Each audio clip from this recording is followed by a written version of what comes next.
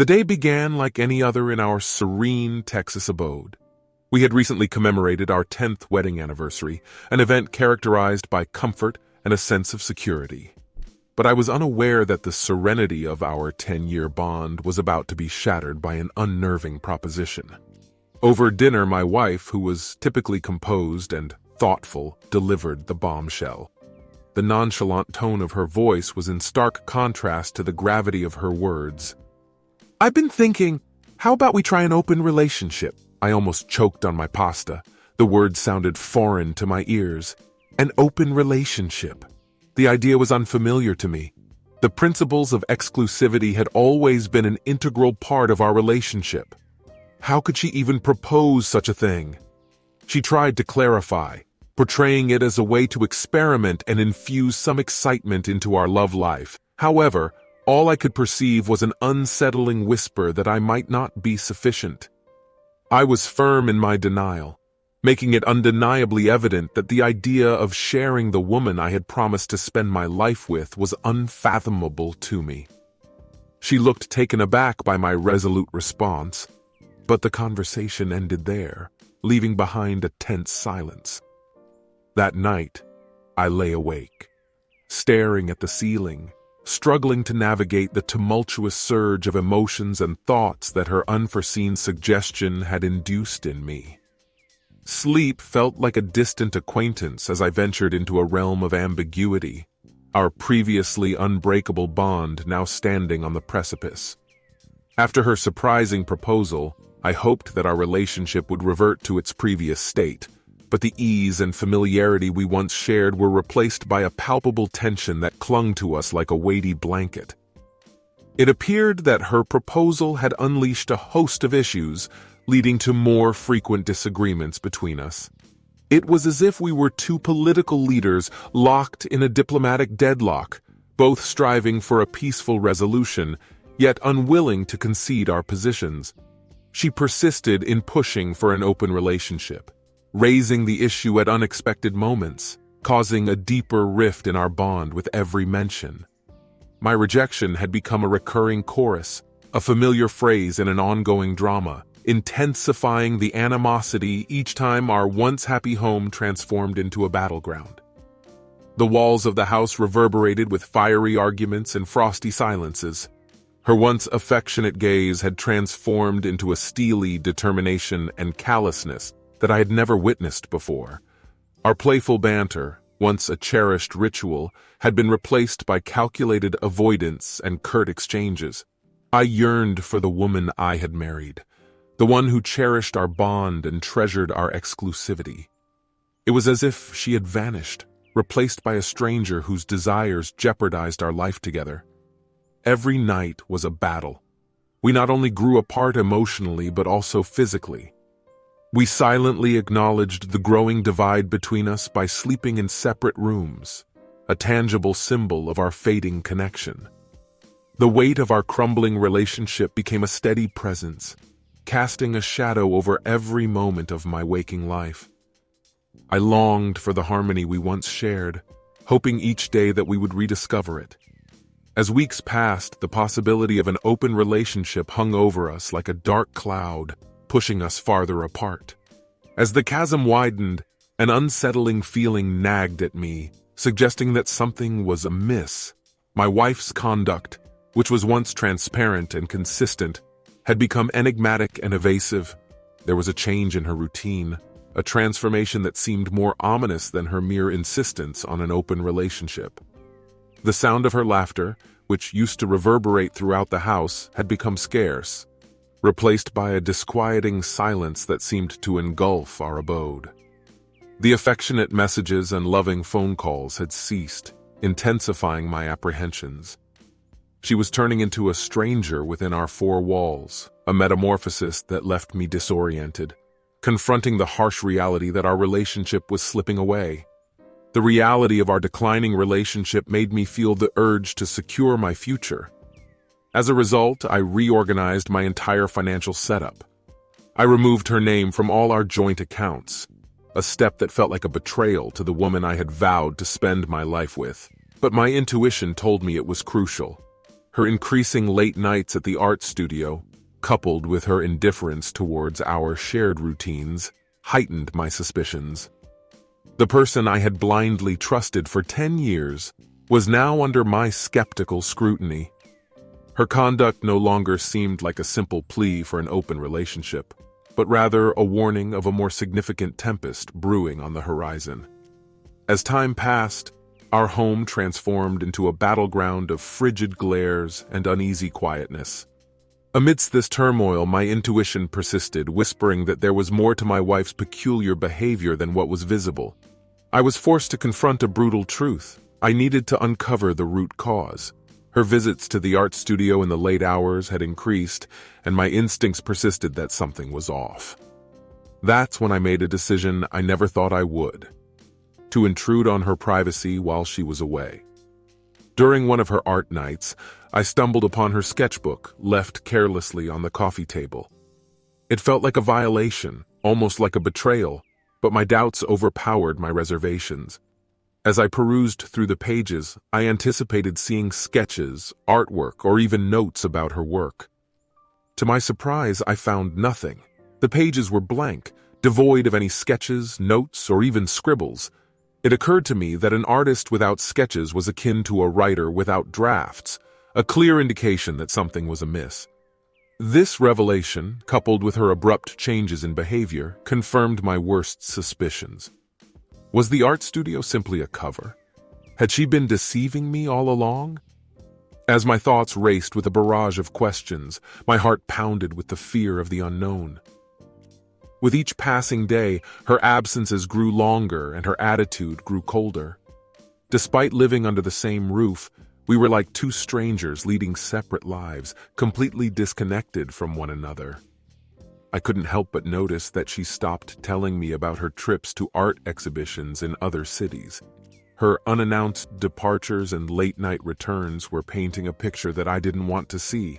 The person I had trusted for a decade was now a complete stranger to me. This was the situation I found myself in.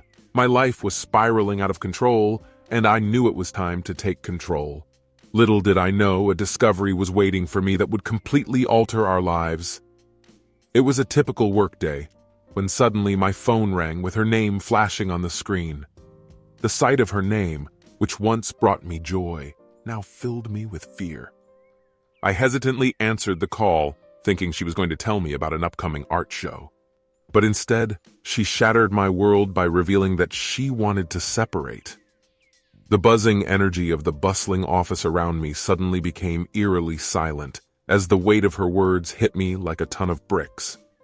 As she spoke, I felt a sense of detachment, almost as if I was watching the scene from a distance. Even though I had been bracing myself for this moment, hearing it from her made it painfully real. I responded with a hollow agreement, simply stating, "Fine, let's separate." At that moment, I made it clear that I wasn't leaving the house without any clarification. If she wanted to separate, I advised her to be the one to leave. To my surprise, she readily agreed and mentioned that she had already made arrangements. My mind was in a state of chaos, with a whirlwind of emotions ranging from shock to anger to betrayal. Despite this, I managed to keep it together and didn't let her see me break down. Over the next few days, she started moving her belongings out of the house. As I watched her pack her clothes, art supplies, and personal belongings, I couldn't help but wonder how we had come to this point. It felt surreal to see her leaving the home we had built together. Despite the turmoil, there was a sense of relief. This was the opportunity I needed to get to the bottom of her suspicious behavior. Little did I know, this was just the beginning of a revelation that would shake me to my core. With her absence, I finally had the space to think and plan my next move. The first thing on my agenda was to seek legal advice. Despite having lived in Texas for over a decade, I was completely ignorant of the divorce laws and needed guidance to navigate the process. As I walked into the lawyer's office, I felt a sense of grim determination. I laid out the story of our relationship, from our initial blissful years to her sudden request for an open relationship. I recounted her frequent art nights, and ultimately, our current separation to the lawyer, who listened intently and asked questions to gather more information. When I mentioned my suspicions of infidelity, the lawyer asked if I had any proof to back up my claims. It was then that I realized that mere suspicions wouldn't suffice. If I wanted to hold her accountable in court, I needed concrete evidence. The lawyer's suggestion put me on a new path. The lawyer suggested that hiring a private investigator would be beneficial to my divorce case. While the idea of hiring a private investigator seemed drastic, it was a reflection of the dire situation I found myself in after leaving the lawyer's office that day. I was determined to uncover the truth and expose whatever secret she had been hiding. Little did I know that what I was about to discover would be more shocking than anything I could have imagined. The act of hiring a private investigator seemed almost surreal, like something out of a movie. However, reality was stranger than fiction, and I found myself making that call. The investigator I found used to be the chief of police. When he arrived at my house that afternoon, his seriousness was a stark contrast to the sunny Texan day. He listened intently to my story, taking notes and nodding in all the right places. We discussed his fees, and I agreed to hire him. I provided the investigator with all the information I had on my wife's regular haunts, her art night locations, and her friends. He was incredibly methodical, asking for details about her habits, routines, and even her choice of attire. He showed a keen interest in the smallest details and assured me that he would maintain complete confidentiality. I signed the contract and he left. Over the next few days, I tried to focus on my work while the investigator presumably tracked my wife's movements. It felt like I was living in a parallel universe, just going through the motions of daily life. As I watched from the shadows, the investigator worked tirelessly to uncover the pieces of my wife's hidden life. Weeks later, I received a call from him that left me reeling. His words were direct and harsh. The evidence he had gathered showed that my wife had been unfaithful with several people. It was the moment I had been dreading, and it hit me like a ton of bricks. When the investigator arrived at my doorstep with the folder containing the damning proof, the weight of the revelation was almost tangible. With trembling hands, I opened the folder and was met with a devastating blow. The evidence was a cruel mockery of my wife, the woman I had been married to for 10 years. The evidence was overwhelming. She had been intimate with not one, but 8 different men. The investigator painstakingly went through the proof, detailing how he had followed her and monitored her every move. As he revealed the identities of the men she had been seeing, I was shocked to learn that one of them was an old colleague of hers. The irony of the situation was not lost on me. It felt as though the world was laughing at my expense. However, the most devastating revelation was yet to come. The investigator informed me that my wife had moved in with this old co-worker of hers, leaving me reeling with pain and betrayal. My wife had fully embraced the open relationship lifestyle, and it was a harsh blow to our marriage. It felt like a mockery of the sanctity we had vowed to uphold. After thanking the investigator for his professionalism and paying him his due, he left me with a piece of advice that stuck with me. "If I were you, I would get out as fast as I can with the evidence in my hands," he warned. A mix of emotions flooded over me: anger, betrayal, shock, and even relief.